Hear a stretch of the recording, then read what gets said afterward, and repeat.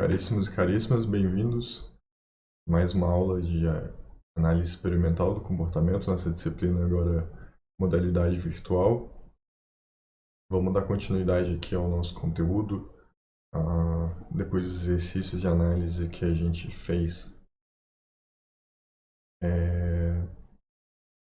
Então, a nossa aula de hoje é sobre esquemas de reforçamento, seguindo ainda na lógica que a gente começou a desenvolver nas aulas anteriores. A gente já vai fazer uma revisão.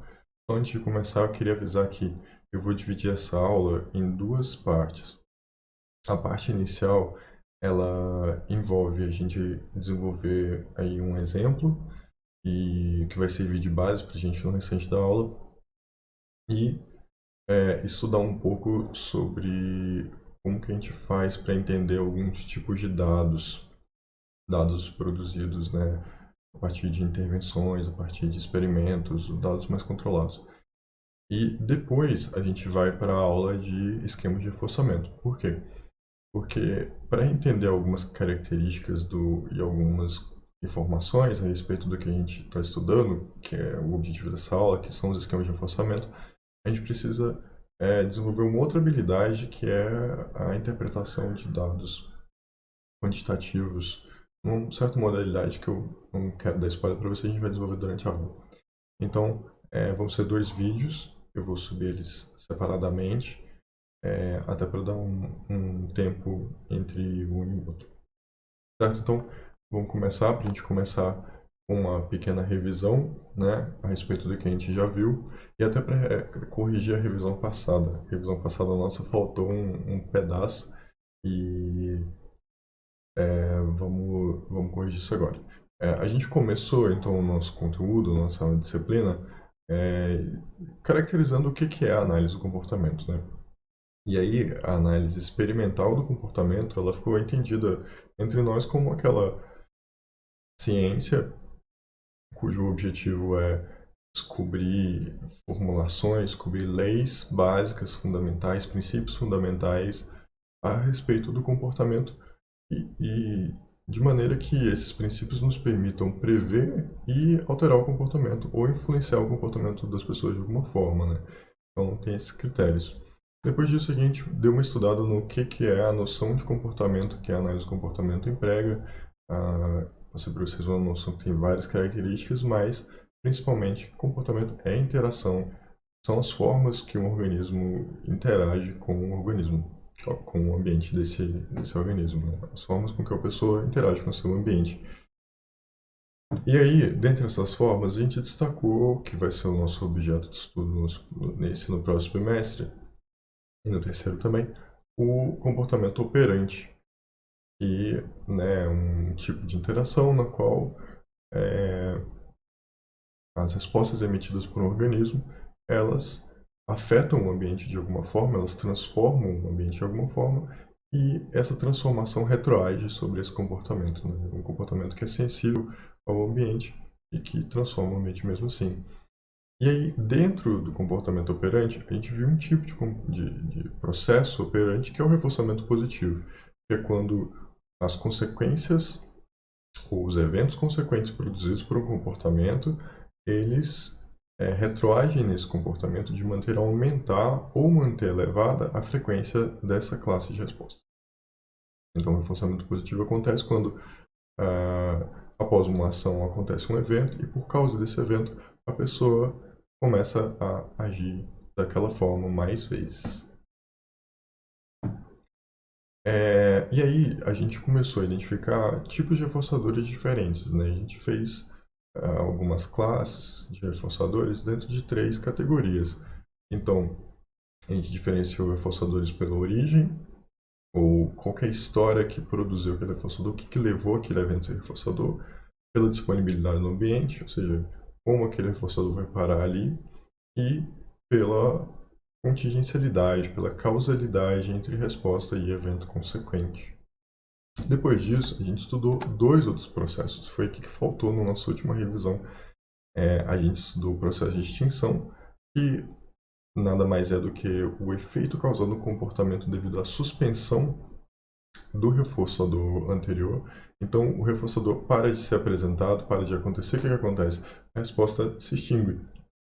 Ela reduz de frequência até aparentemente desaparecer, mas antes de reduzir, ela exibe uma série de outras características, uma série de outros efeitos antes da frequência da resposta reduzir. E a gente estudou como combinar reforço e extinção no processo de modelagem e no procedimento de modelagem, né? Como a gente vai reforçando uma resposta, coloca a extinção, espera variar até se aproximar do nosso comportamento objetivo, comportamento final, reforça a próxima variação, extingue ela de novo e vai alternando reforço e extinção até que um comportamento seja transformado por meio desse processo em outro comportamento. A pessoa é levada a aprender algo que antes ela não conseguia ou não sabia que era capaz de aprender. Lembrando que modelagem é um dos princípios comportamentais mais básicos, os procedimentos mais básicos para se ensinar novos comportamentos, né? Talvez o que a gente mais usa por aí. E aí, na aula passada, a gente deu uma estudada na interpretação de casos envolvendo reforçamento positivo, né? A gente começou a ver o que é uma análise funcional, a gente viu que uma das etapas da análise funcional é fazer uma interpretação, ou seja, baseado no que a gente conhece e no caso, as duas fontes de informação, eu levanto uma hipótese a respeito do que está causando aquele comportamento. Nesses casos que a gente estudou, é, o exercício é identificar que tipo de reforçador, qual o comportamento, o que está reforçando ele e classificar esse reforçador nas categorias que a gente estudou anteriormente. Agora, então, a gente, depois de ter visto tudo isso, a gente vai analisar uma próxima dimensão da contingência de reforço, que são os esquemas de reforçamento. Antes de chegar nessa parte, eu quero apresentar para vocês as referências para essa aula. A nossa referência mais básica para essas etapas iniciais vai ser sempre o Moreira Medeiros, né, Princípios Básicos, segunda edição de preferência. Mas eu usei outras fontes, só que essas fontes que eu vou colocar aqui são mais como recomendação de leitura para vocês. Assim, o Schedules of Reinforcement, ele é a bíblia dos esquemas de reforçamento. Talvez, eu acho que é o primeiro livro que fala sobre isso de maneira sistemática, e ele é bem profundo, mas a leitura dele não é difícil. Infelizmente, ele não foi traduzido para o português, mas assim, você curtiu o assunto, ficou interessado, quer pegar a base de tudo, procura esse livro, ele é bem fácil de achar. Eu acho que ele está sendo vendido pela Fundação Skinner por menos de $1, muito barato de você comprar. Estuda ele, sensacional, basicão mesmo. Agora, se o seu interesse é mais aplicação, parte prática, pega o capítulo do Martin Peer, do Modificação de Comportamento, sobre esquemas, se não me engano, no capítulo 8. Aumentando a persistência comportamental com esquema de reforçamento, alguma coisa assim. Ele é muito legal, ele descreve todos os esquemas básicos, depois ele escreve alguns esquemas que não são tão básicos assim, mas ele descreve, ele apresenta também dicas de como você aplicar, dicas do que não fazer.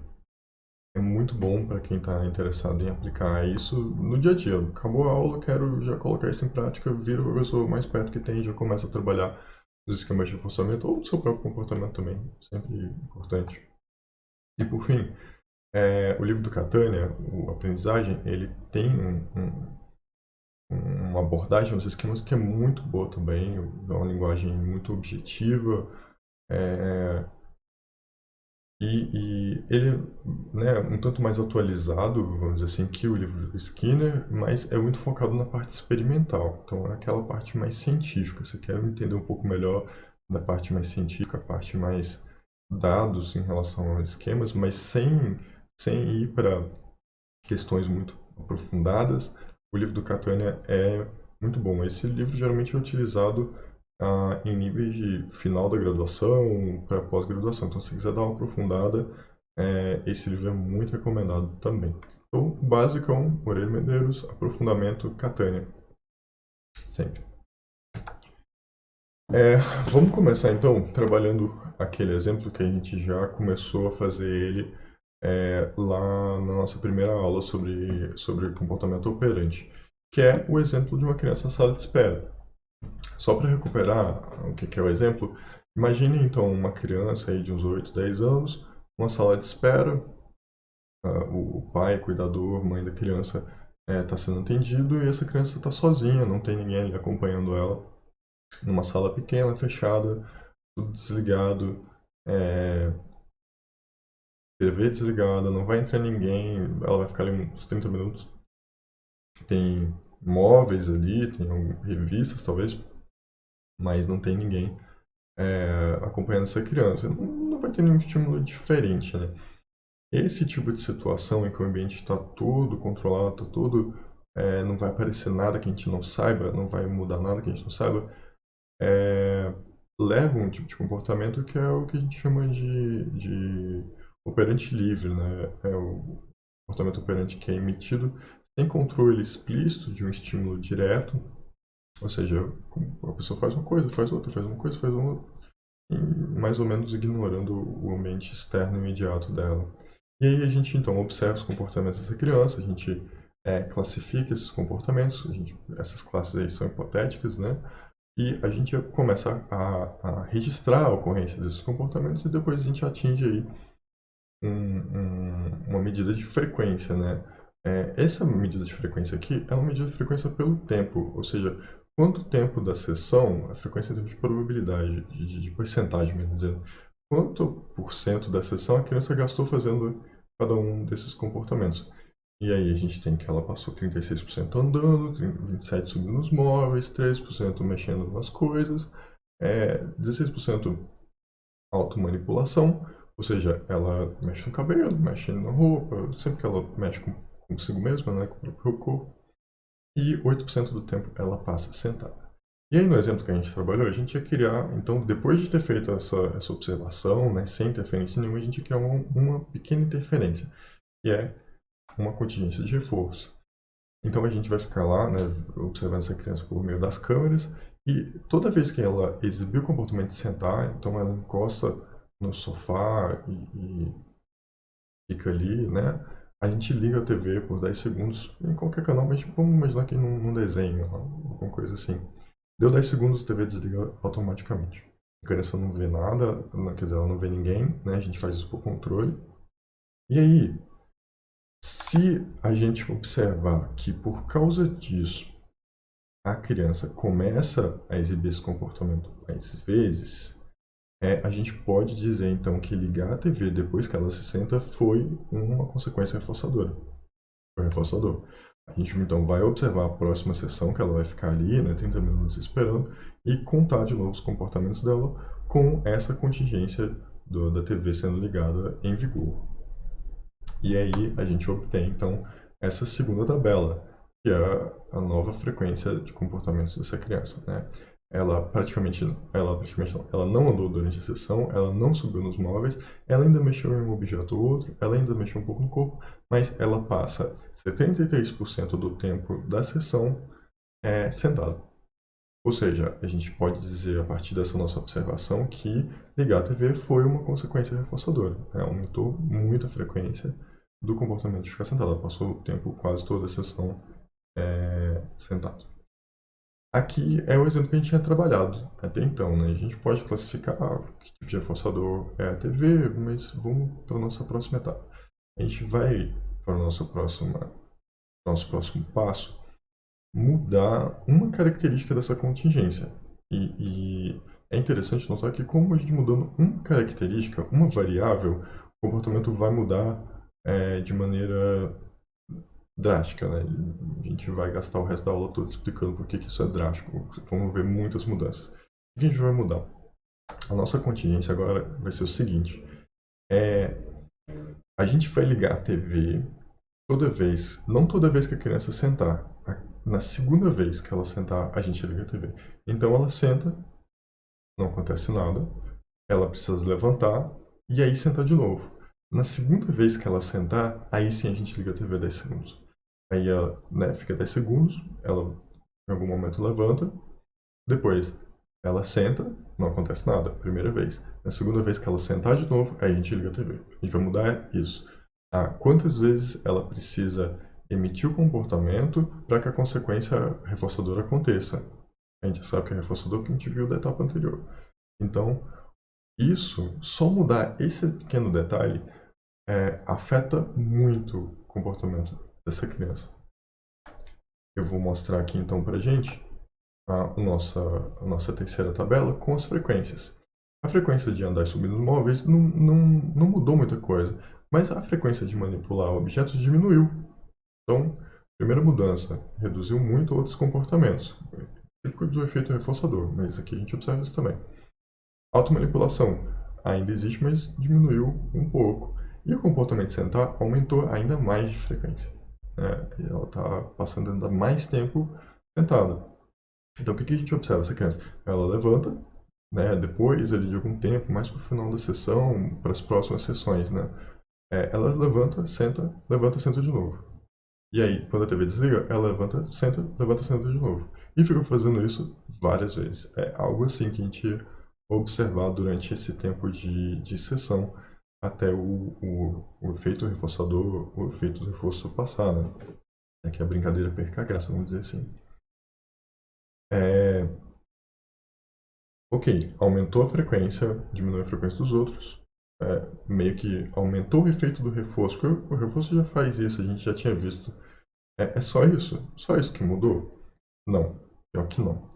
O negócio é que esse tipo de informação aqui, esse gráfico com a frequência, essa tabela com a frequência, não mostra pra gente todas as mudanças que estão acontecendo no comportamento dessa criança. Não é que o comportamento dela não mudou ou não mudou tanto quanto a gente esperava. O jeito com que a gente está fazendo para mostrar essa mudança é que não está muito adequado. Por isso a gente vai começar a tentar um outro jeito agora, que a gente vai tentar um outro jeito agora, que é por meio de gráficos. Antes disso, eu preciso transformar esse exemplo num exemplo que seja um pouco mais fácil a gente trabalhar, mais padrão, assim, para a gente poder acompanhar. Que é o nosso exemplo de laboratório, O rato na caixa de condicionamento operante, a gente faz as mesmas coisas, observa todos os comportamentos, cria classes, faz as definições dessas classes, registra a frequência deles sem interferência nenhuma, ou seja, em condição de operante livre, e a gente tem essa tabela de frequências, Ele anda bastante, ele fareja bastante, ele se coça um bocado, ele quase não se levanta, o nosso rato não gosta muito de ficar em pé, e ele pressionou a barra umas 2 vezes, talvez até acidentalmente esbarrou na barra e acabou pressionando ela. E aí a gente passa a reforçar toda vez que isso acontece, A gente geralmente modela para um comportamento difícil de acontecer, modela, passa a reforçar, e aí se a comida for reforçadora, depois que ele pressionar e ganhar a comida, a gente vai observar que a frequência desse comportamento aumenta. E aqui então a gente tem a nossa próxima tabela, mostrando já a nossa segunda sessão, depois da contingência de reforço. E a gente observa isso, que antes ele pressionava a barra poucas vezes, agora ele está pressionando ela bastante vezes dentro de todos os comportamentos daquela sessão. Ele andando pouco, ele ainda fareja, ele se coça pouco, ele não se levanta se não for para pressionar a barra. Então, esse é o nosso caso. E aí, a gente vai fazer então, nesse próximo passo, a mesma coisa que nós fizemos na etapa anterior, que foi mudar a contingência de reforço, Agora ele precisa pressionar a barra 2 vezes para ter uma pelotinha de comida liberada. Ou seja, ele pressiona uma vez, não acontece nada, ele pressiona a segunda, a comida aparece. Ele pressiona a terceira vez, não acontece nada, ele pressiona a quarta, a comida aparece. E assim sucessivamente. E aí o que a gente observa que acontece? A frequência do comportamento de pressionar a barra ainda aumenta ainda mais, a frequência dos outros comportamentos reduz, efeito muito similar ao que a gente observou no nosso primeiro exemplo com a criança na sala de espera. Então eu estava falando para vocês que eu vendi o peixe de que essa pequena mudança, esse pequeno detalhe tinha efeitos drásticos no comportamento, só que no gráfico aqui, na tabela aqui, a gente não consegue ver direito. E aí a gente precisa de uma outra forma de ver esses dados para conseguir perceber essa mudança, A gente conseguir medir essas mudanças de maneira mais interessante para que a gente possa consiga analisar mais apropriada para uma análise objetiva O que eu fiz? Então, lá na nossa tabela de observação, aqui eu tenho uma tabela de 30 minutos. Isso, 30 minutos. 35 minutos. Aquele 19 tá no final ali, tá repetido à toa. 18, 19. Só repetiu por algum tipo de erro, mas 35 minutos. Então, esses são 35 minutos. E aqui eu tenho a quantidade de vezes que o comportamento aconteceu em cada minuto. Então, no primeiro minuto ele apertou uma vez, no segundo minuto ele apertou duas vezes.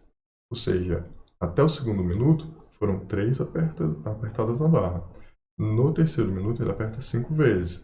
Ou seja, no total desses 3 minutos, são 8 vezes que ele apertou a barra. Certo? Então, cada minuto é independente do anterior. Cada minuto ele apertou a barra uma quantidade de vezes. E aqui está tudo contadinho. A gente pulou aí o trabalho. Só que agora eu vou usar esses dados para criar uma representação visual, um gráfico. Por quê? Porque facilita eu observar o comportamento desse animal, desse sujeito experimental. Eu posso olhar número por número e eu gasto um tempo. Agora, imaginem, se a gente precisar analisar 30 sessões, cada uma de 20 minutos, olhar número por número vai ficar muito complicado. Por isso a gente vai e joga no Excel e manda o Excel criar um gráfico para a gente. Esse é um gráfico de linha. Eu fiz questão de tirar a linha, porque aqui nosso gráfico ele é minuto por minuto. Ou seja, no minuto 5, ele pressiona a barra 11 vezes. Não quer dizer que continuou do minuto anterior. Então, cada ponto desses é uma quantidade isolada. E o que a gente consegue observar por meio desse gráfico? Que, primeiro, isoladamente, houve uma progressão. Ele aumenta a quantidade de vezes que ele pressiona a barra até os minutos posteriores, né? Até os minutos finais. O 35º minuto. Ignorem aquele segundo 19 lá no final dessa tabela.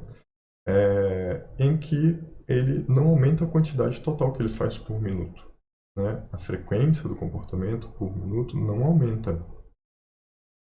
A frequência de sessão é a mesma, mas ele dos minutos 31 a 35, ele pressiona exatamente 130 vezes a barra por minuto.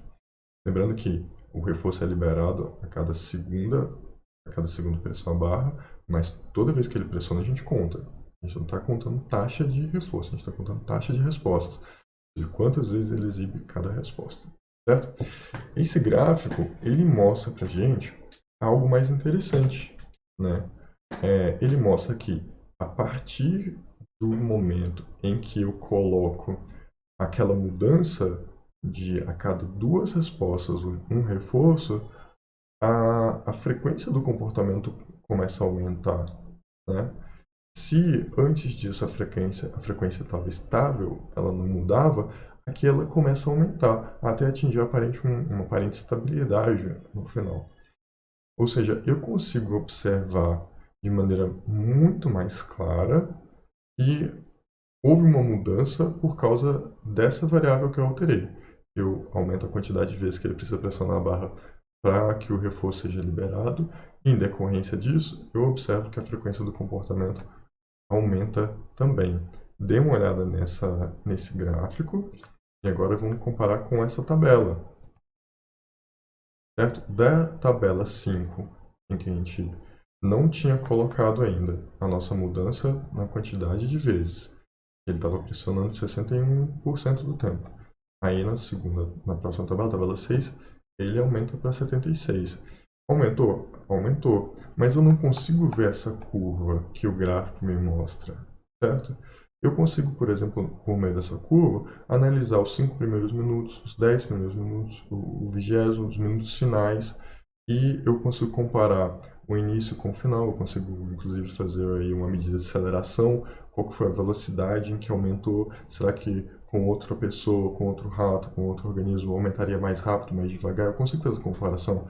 Só analisando aquelas tabelas, eu não tenho nada dessas informações. Ou seja, a gente fazer esse tipo de gráfico já melhora o jeito com que a gente consegue analisar esses dados. Já dá para a gente muito mais informações do que só olhar para as tabelas com a frequência total. Certo? Agora,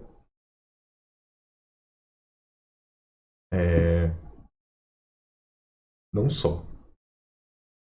Dá para a gente analisar esses dados e entender e conseguir perceber coisas ou pegar mais informações, pegar mais dados e que estão meio que ocultos aqui por causa da nossa tabela e por causa do nosso gráfico. Esse gráfico ajudou bastante, mas ainda tem coisa que a gente pode fazer para melhorar aqui.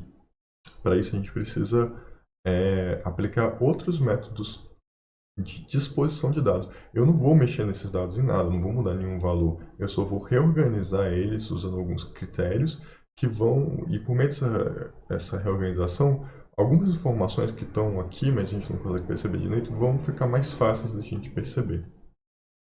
Então, aqui a gente chega na nossa segunda parte dessa primeira etapa da aula. Lembrando, vão ser duas partes, cada uma dessa parte vai ser dividida em duas. Na verdade, essa primeira etapa vai ser dividida em duas. Aqui a gente vai fazer, então, uma breve introdução a como a gente lê mais ou menos representações gráficas de dados para análise de comportamento. Ou seja, são gráficos que outras ciências conseguiriam interpretar também, mas para a gente eles são mais interessantes. A gente tende a usar eles dessa maneira, de maneira bem padronizada, análise de comportamento mais típico, né? Então, o primeiro dado que a gente tem aqui é uma tabela, não é aquela mesma tabela, é uma tabela com outros valores, mas bem parecida com aquela que a gente usou, e um gráfico de colunas. O gráfico de barra é aquele que as barras estão aqui, né, na horizontal, o gráfico na vertical é um gráfico de colunas. Esse tipo de gráfico, ele mostra para a gente algumas coisas muito interessantes. Primeiro, ao invés de, igual naquele gráfico anterior, ter só uma linha mostrando um comportamento, aqui eu consigo ver vários comportamentos, né? E eu consigo, sem olhar para os números, perceber diferença entre eles. Ó, só de bater o olho dá para a gente ver que o rato fareja muito mais do que ele pressiona a barra ou do que ele se levanta, né? Eu posso usar números para calcular exatamente quanto mais, mas só de bater o olho eu já sei o que está acontecendo aqui. Então, esse tipo de gráfico ele é bom para a gente apresentar vários dados diferentes, vários comportamentos diferentes que tenham sido usados a mesma medida, né? Então, todos esses comportamentos à medida que é a frequência, quantas vezes foi realizado durante aquela sessão. Então, um gráfico de colunas, ele é bom para a gente ver várias informações ao mesmo tempo e comparar essas informações desde que elas tenham sido medidas da mesma maneira, ou usando a mesma medida. Mas esse gráfico ainda não mostra tudo que a gente precisa. Então, o que a gente vai fazer? Vou criar um gráfico de linha. O gráfico de linha é aquele gráfico idêntico ao primeiro que a gente fez, né? O primeiro gráfico que a gente fez. Aqui eu tenho uma distribuição da quantidade por minuto. No gráfico de coluna é a quantidade total de cada comportamento. Aqui essa linha representa um comportamento só e durante o tempo. Ou seja, eu consigo ver variações minuto a minuto do comportamento. Eu consigo, por exemplo, o que aconteceu no primeiro minuto que a frequência estava assim? O que aconteceu no minuto 6 em que a frequência fica mais ou menos estável, que ela diminui um pouco, volta, diminui um pouco, volta. Eu consigo analisar partes do processo que são importantes e não pegar o dado como um todo. Se eu olhasse o dado como um todo, eu olharia que aumentou de 30 vezes para 98. O que aconteceu no meio termo? Por que chega no minuto 6 não aumenta mais? Por que não vai para 200? Se eu não fizer essa disposição minuto a minuto nesse tipo de gráfico, eu não consigo analisar esse tipo de coisa. E aí a gente vai então para o nosso próximo gráfico, nossa próxima forma de apresentação, porque tem algumas informações aqui, como eu disse antes, elas não estão muito claras, por causa do tipo de gráfico mesmo e o tipo de dado que a gente está trabalhando. Então, a gente vai criar um novo método, a gente não vai criar, porque já foi criado muito tempo atrás, a gente vai usar um novo método, que é a frequência acumulada. A frequência acumulada consiste em nada mais do que você somar a frequência de um determinado tempo, né, no minuto 2, com o anterior. Então, ó, se no primeiro minuto ele exibiu o comportamento de pressionar a barra 30 vezes, no segundo minuto ele exibiu 45 vezes, a frequência acumulada aqui do segundo minuto é de 75. Se no terceiro minuto ele pressiona a barra mais 56 vezes, além das 30 e 45, a frequência acumulada é de 131 vezes. Então, a frequência acumulada é você somar a cada minuto todas as ocorrências daquele comportamento do minuto anterior, do tempo anterior. A frequência acumulada vai mostrar para a gente, então, o desempenho progressivo daquele comportamento durante toda a sessão. Por quê? Na frequência simples, a frequência por minuto simples, cada minuto, cada momento, ignora o momento anterior. E quando a gente observa as pessoas, os organismos, isso é impossível. Isso pode acontecer em outros tipos de circunstâncias, com seres vivos é impossível acontecer. No segundo minuto, você não esquece totalmente do que te aconteceu no anterior. Então, você é a soma de tudo aquilo que foi te acontecendo, a soma do que você foi fazendo. Por isso, e por outros motivos, a frequência acumulada ela é mais interessante para a gente, porque ela mostra o progresso sem descartar a cada minuto o minuto anterior. Ou seja, é a soma de todos os efeitos que foram te acontecendo. Aqui, óbvio, não de todos, né? A gente está se limitando aqui à frequência do comportamento, mas nós somos, né? A filosofia aí cita isso pra gente, nós somos a soma de tudo que aconteceu com a gente e tudo que a gente fez. Aqui a gente está usando a soma de tudo o que a pessoa fez, que o organismo fez, o indivíduo fez, minuto por minuto. A representação gráfica de uma frequência acumulada, ela é esta. Eu estou usando aqui os mesmos dados que a gente usou, né, no gráfico anterior, da tabela anterior, e eu tenho um gráfico diferente. Ao invés de mostrar a frequência simples, eu estou mostrando a frequência acumulada.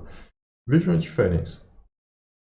Esse gráfico aqui, ele mostra para a gente que, apesar de que a quantidade total de vezes por minuto que o comportamento aconteceu nos últimos minutos foi aproximadamente a mesma, 97, 98, 97, 98, 99.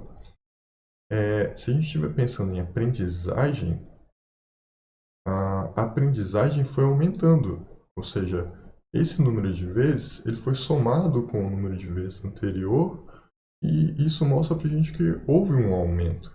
No gráfico anterior, a gente tem a impressão que há uma estagnação, mas olhando de maneira acumulada, não houve uma estagnação. A aprendizagem ela continuou, ela se manteve, a pessoa continuou se esforçando para conseguir fazer aquilo ali, né? No caso, se a gente vai pensando numa pessoa.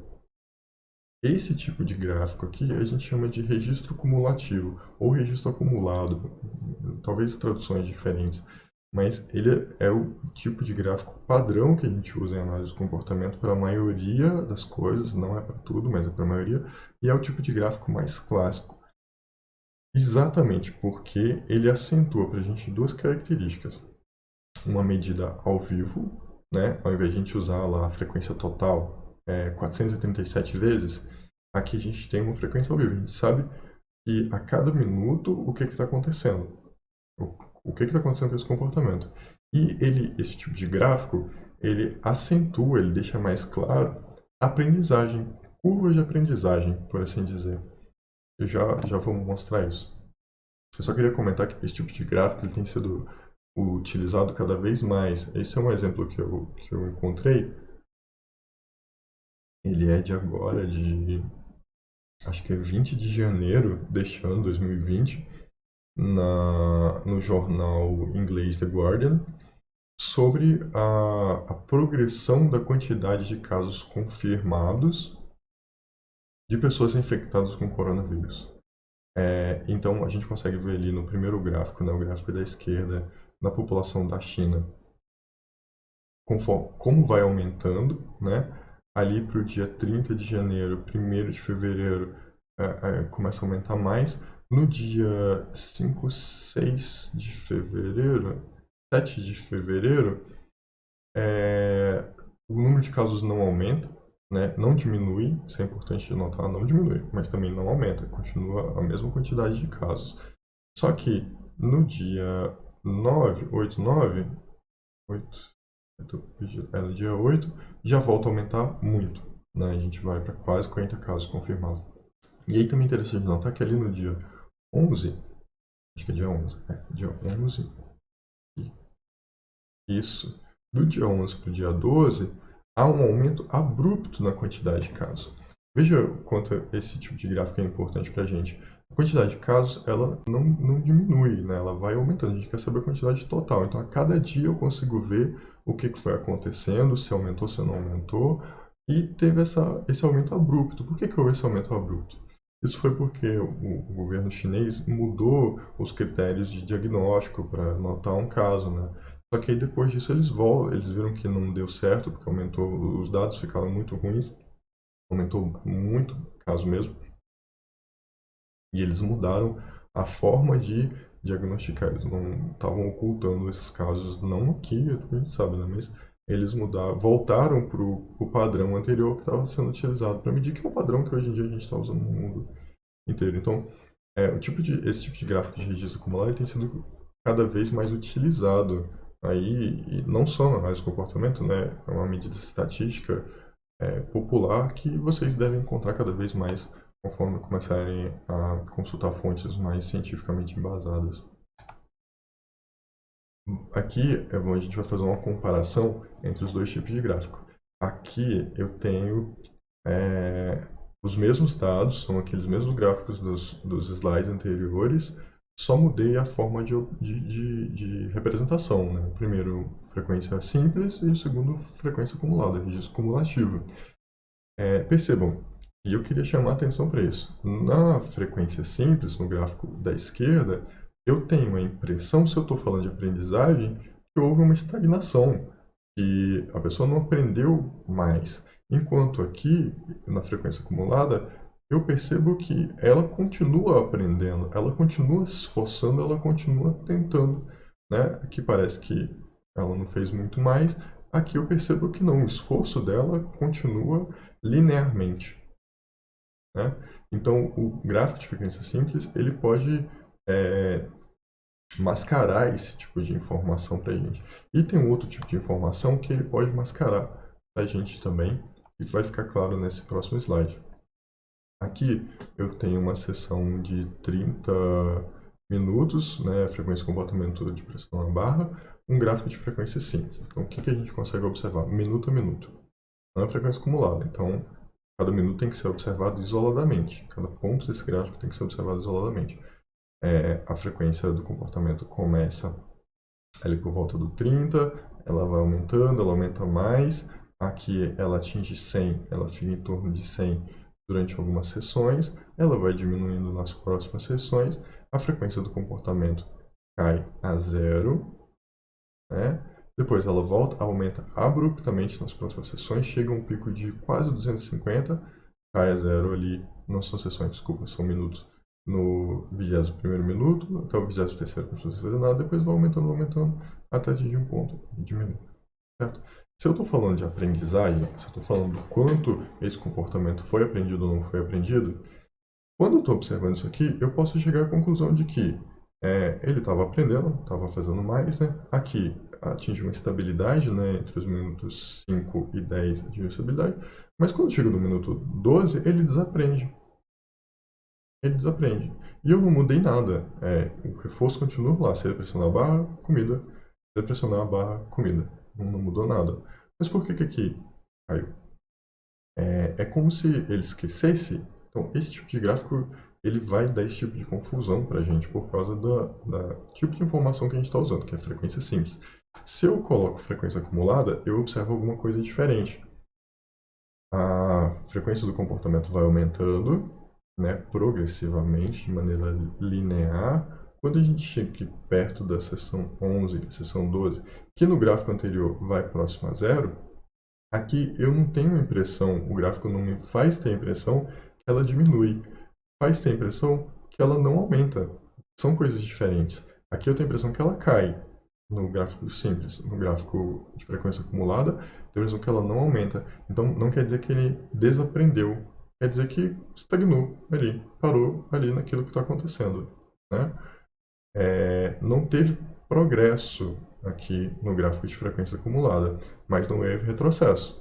Aqui nesse gráfico parece que houve retrocesso. Depois aumenta vertiginosamente, aumenta muito, até de novo aqui, mesma coisa. Estagnou, não caiu. Aqui dá a impressão que caiu, aqui estagnou, e depois continua. Então, essas são algumas vantagens que o gráfico de registro acumulado tem em relação ao gráfico de frequência simples, para a gente que está analisando aí, querendo entender como o comportamento funciona, como que a aprendizagem acontece. E eu quero chamar a atenção de vocês para duas características da leitura desse tipo de gráfico, assim, de maneira bem genérica, bem simples, só para a gente começar mesmo. É, no gráfico de frequência acumulada, quanto mais inclinado a linha tiver para a esquerda, para o eixo X, acho que é X, Y, é mais inclinada para a vertical, é, maior aprendizagem, vamos pensar assim, né? Por quê? Quanto maior for o número de um para o outro, mais inclinado vai ficar. Aqui a gente consegue perceber nesse segundo, deixa eu ver, nessa segunda etapa, que é o do minuto 14 até o minuto 20, houve muito. Como que a gente lê isso no gráfico de frequência acumulada? A linha está muito inclinada para a esquerda. Certo? A linha está bem mais inclinada comparado com, né, com essa etapa aqui, do minuto 9 até o minuto 15. E como que a gente lê a linha está na horizontal? Não houve progresso, houve uma estabilidade. Né? A frequência não aumentou, não, ela não caiu, mas ela não aumentou. Então, quando a frequência não aumenta, ou seja, quando ele não faz mais aquele comportamento naquele período de tempo, a gente vai ver a linha na horizontal, ou próxima da horizontal. Então, quanto mais a linha estiver inclinada para a horizontal, menos quantidade de comportamento. Quanto mais ela estiver inclinada para a vertical, maior a quantidade de comportamento. O organismo não está desaprendendo, a gente não está fazendo isso aqui, a frequência está aumentando, diminuindo, ficando a mesma. E só de bater o olho, eu sei que no minuto, entre o minuto 15 e o minuto 20, a aprendizagem foi muito mais abrupta do que no início do processo. Né? A gente consegue perceber que aumenta um pouco, ele vai aprendendo aos poucos, depois há um momento de estagnação, e aí um impulso de aprendizagem, um outro momento de estagnação, volta. Diferente do que a gente conseguiria interpretar ali no gráfico do lado. Aqui, né, para a gente comparar aumento de aprendizagem com estabilidade da aprendizagem, né, um aumento. Aqui no gráfico de linha, né, essas fases que parece que a pessoa desaprendeu porque caiu o valor próximo de zero. No gráfico de frequência acumulada, a gente tem aí